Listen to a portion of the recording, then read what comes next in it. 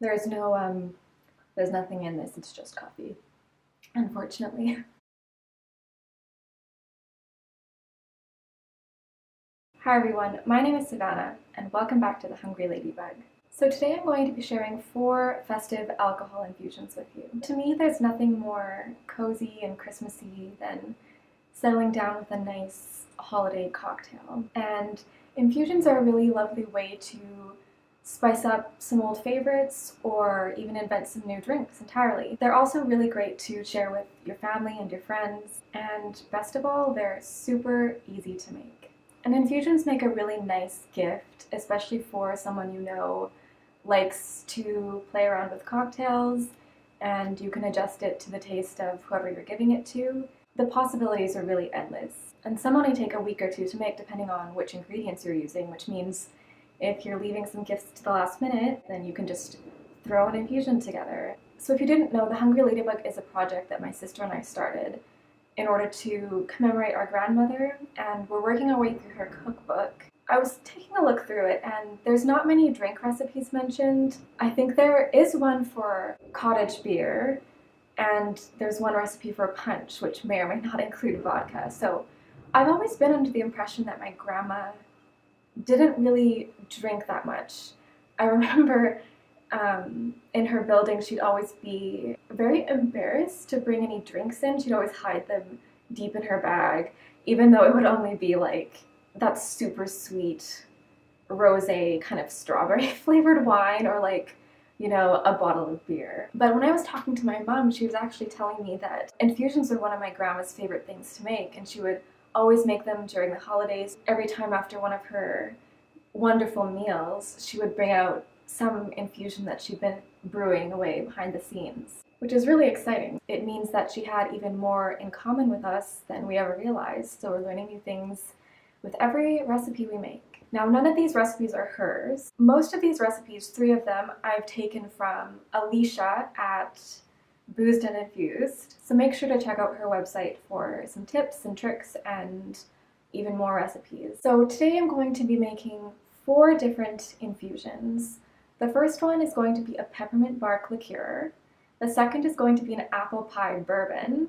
The third is going to be one of my own invention, which is just an orange spice gin. And then the 4th and final one is going to be a pear and cranberry liqueur. So keep watching if you want to see the recipes and get some ideas for your own infusions. So the first thing you'll need are some sealable glass containers.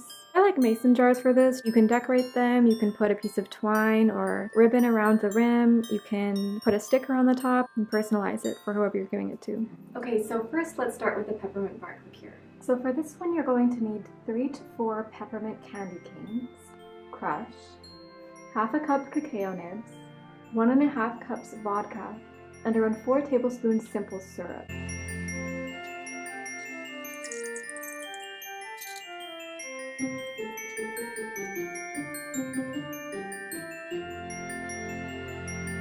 So next, let's move on to the apple pie bourbon. I've already broken into this one, so hopefully we have enough bourbon left, but oops. Okay, so for the apple pie bourbon, you're going to need 1 Granny Smith apple, a small cinnamon stick, 1 cup of bourbon, and if you have it, which you probably don't because the price of vanilla has gone up so much, part of a vanilla bean.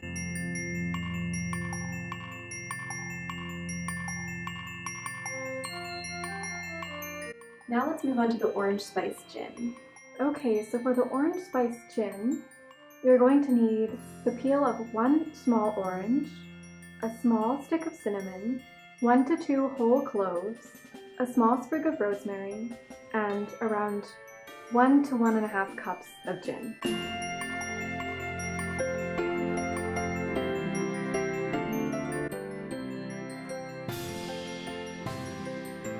And finally, we have the pear and cranberry liqueur.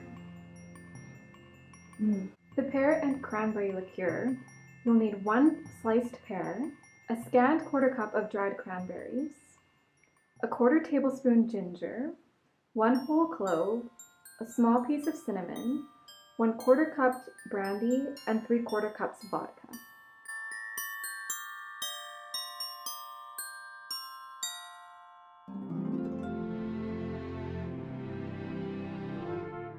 So here we are for lovely holiday infusions. Now you're going to want to shake these twice a day and test to see how each ingredient is infusing. Each different ingredient requires more or less infusion time.